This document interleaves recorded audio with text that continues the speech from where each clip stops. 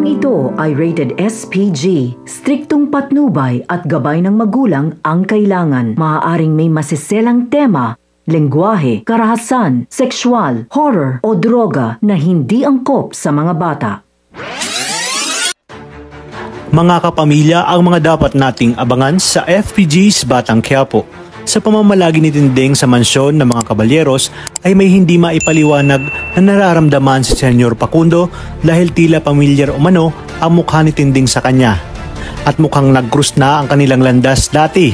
Kaya naman gagawa siya ng paraan upang alamin kung sino ba talaga si Tinding at ang nakaraan nito. Nag-hire si Senyor Facundo ng private investigator upang alamin ang background ni Tinding. Dito nga ay sinabi sa kanya na ito pala ay taga Quiapo at dati ring nagtrabaho sa bar kung saan naalala ng senyor na nagkaroon siya ng one night stand sa isa sa mga babae doon at naalala niya pa na ayaw naman talaga ng babae ngunit sa mga panahong yun ay wala umanong makakatanggi sa kanya. Kaya naman sinabihan niya ang kanyang mga bodyguard na abangan at lukutin si Tinding na dati ay hindi pa niya alam ang pangalan nito. Noong mga panahong yon, basta nakursunadahan ni Senyor ay agad niyang ginagawa ang lahat ng paraan para mapasa kanya ito. At dahil pinatulog ng mga tauhan ni Senyor si Tinding ay hindi nga nakita ni Tinding ang lalaking humalay sa kanya.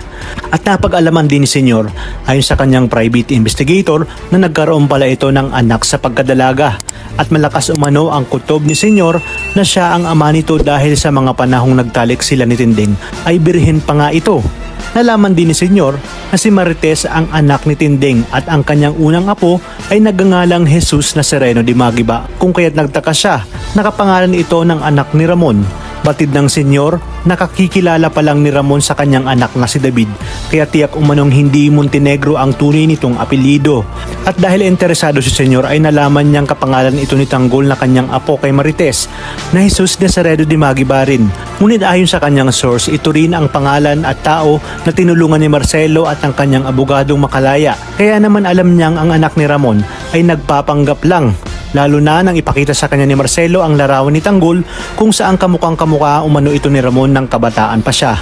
Sinabi ng senyor sa kanyang sarili na siguradong papatay ni Ramon ang huwad na Tanggol na nasa mansyon ng mga Montenegro.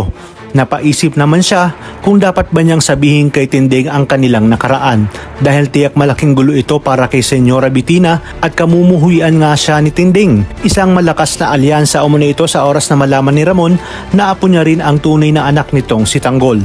Sa inyong palagay, sasabihin kaya ni Senyor ang buong katotohanan kay Ramon o itutuloy niya pa rin ang kanyang plano na kunin ang lahat ng kayamanan ng mga Montenegro para maibigay nga sa kanyang tunay na apong si Tanggol?